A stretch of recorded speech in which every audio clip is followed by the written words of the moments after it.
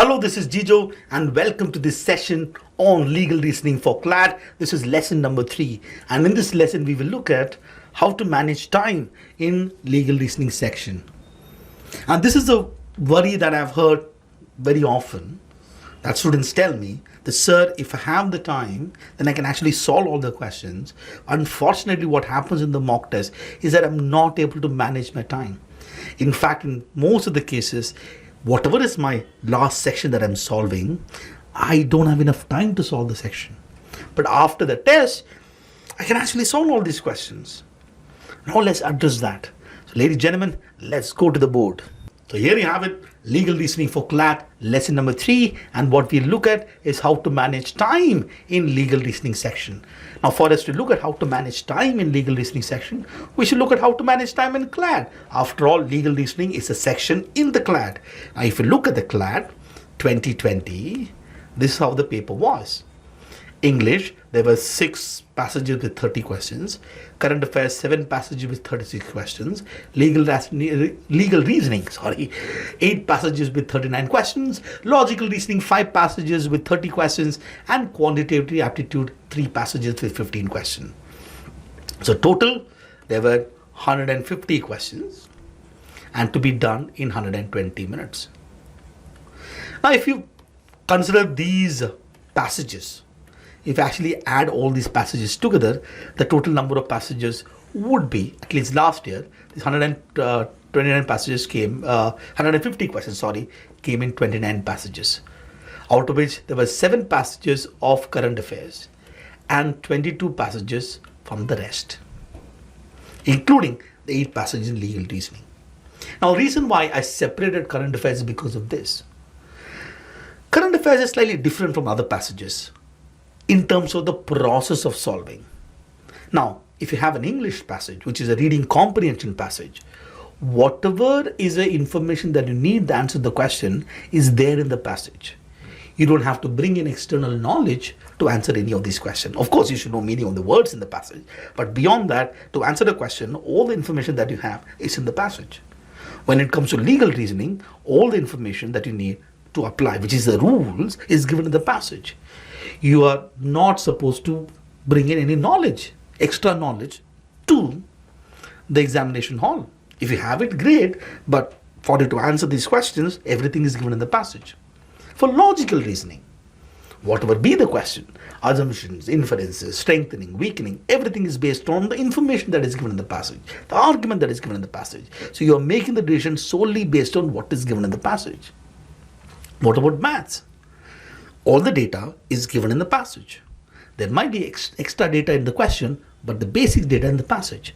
So you must read the passage, and your comprehension of the passage is very critical to answer these questions. But when it comes to current affairs, what does the passage give you? The information in the passage does not help you to answer any of the question. All the passage gives you is a context. This is a topic on which I'm going to ask these 5 questions. You need to have external knowledge, something outside these passages, which you bring before the test to answer any of these questions. So really, you don't have to read the passage critically. You could probably skim the passage. In some cases, you can even answer the question without even reading the passage. So therefore, these 7 passages, even though there are 7 passages and 36 questions, you can actually knock it off in 10 minutes. If you take any extra time than 10 minutes, that tells me that you're wasting time. What is there to think? These are questions that you know or you don't. If you don't know, you don't know. If you know, you know. Should be able to do in 10 minutes.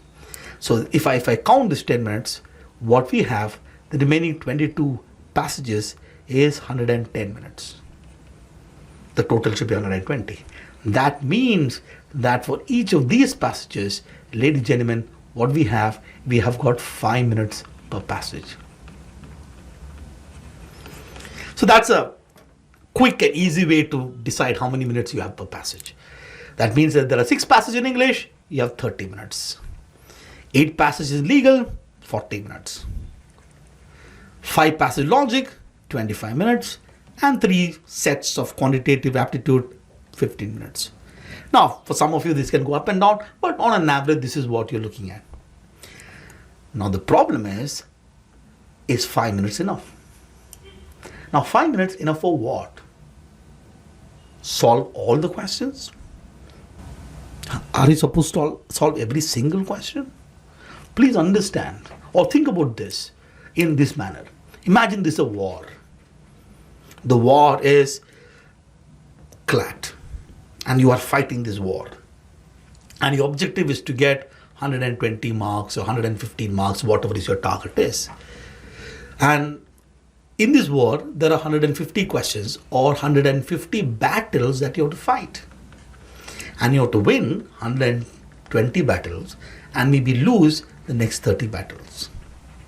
Some battle, you give up. I read a current affairs question, I didn't even know, I'm not going to try. In some battle, you tried a bit, you got confused, then you're saying that, no, I'm going to lose this battle. I lost the battle. I left it and said, I'm going to look at that question. There are 150 battles that you have to fight. And out of which some battle you're going to win. And many battles you should win. And there are some battles that you will lose. The problem that happens is that we get stuck in battles. We have this one question and we have to solve the question.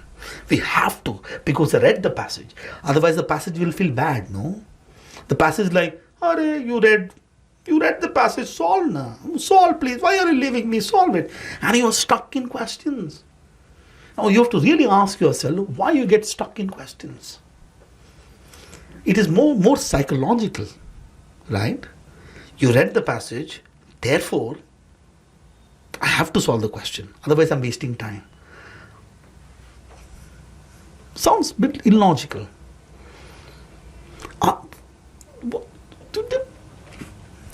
You're wasting time by getting stuck. And we end up blaming time. Time management is a problem. No. Time management is not the problem. You are the problem because you decide to get stuck. Don't blame the question. Question did not make you get stuck. You decided I'm going to get stuck in this particular question. The big issue, ladies and gentlemen, about time management is we not giving up on some battles. It may be out of ego, it may be out of fear, whatever be the reason.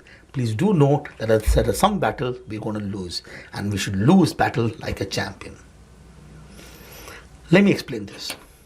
When you look at a passage, let's take legal reasoning for instance, because the discussion is about legal reasoning, right? We have given 5 minutes. And there are two activities that you're doing. One activity is that we are reading the passage. The second activity is that we are solving these questions. Now let's look at reading this passage. This passage is, some passage will be 300 words, some may be 400 words, some will be 450 words, some will be 250 words, we don't know. The average reading speed of a human being, when I say human being, you and me, would be about 200 words per minute on an average. Some people are good, may be able to read in 300 words per minute, but you can read about 200 words per minute, which means in most of the cases, I should be able to knock off this passage in 1.5 minutes to at the higher end 2 minutes. Usually about 1.5 minutes. Sometimes this does not happen. You know why? Because we end up reading the passage so fast the first time, and we are somewhere in the middle of the passage, we realize, oh, what did I just read? Let me read this passage again. Why do we read passages again? Why can't you read it once and read it well? People think about saying that I should read the passage fast. Why should you read the passage fast? Why should you read the passage slow? You should read the passage at the speed in which you can comprehend. That's number one.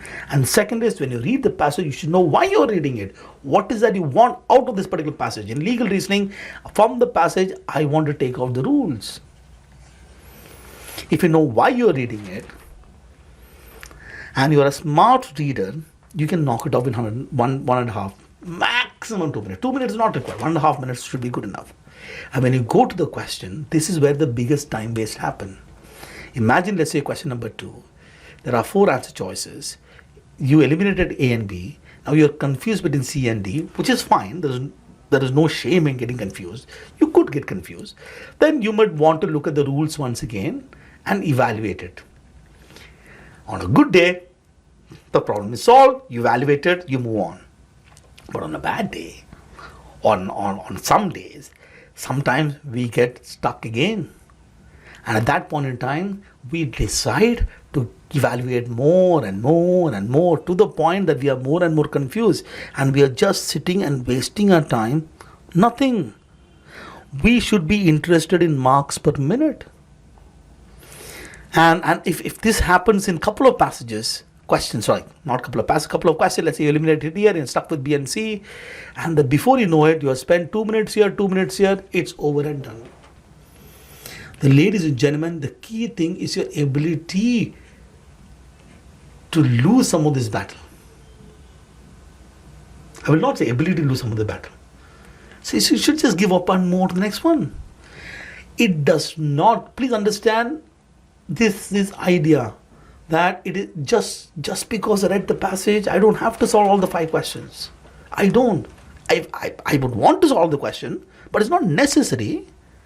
What if one question is tough? Then leave it and move to the next one. So your ability to manage time is simply about your ability to fight the war like a champion. There are 150 battles, and some battle you should be willing to lose. So that is the thing about time management. Therefore, in legal reasoning, the key skill set, ladies and gentlemen, is reading the passage and understanding your rules.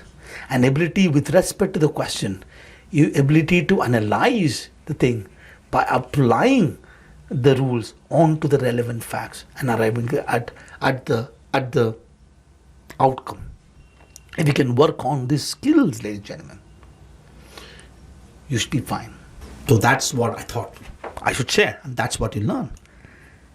You cannot manage time. What you can do is manage yourself. Make good decisions during the test, and things should be fine. I know in some cases you are given tough passages, and in some cases the questions are tricky, the options are tricky, and we need to figure out how to deal with such situation. In the next lesson, I'll take one such passage, legal reasoning passage from CLAT 2020, and help you understand how to navigate such passages, navigate such questions. Thank you for listening in, and do watch the other videos as well. Bye-bye.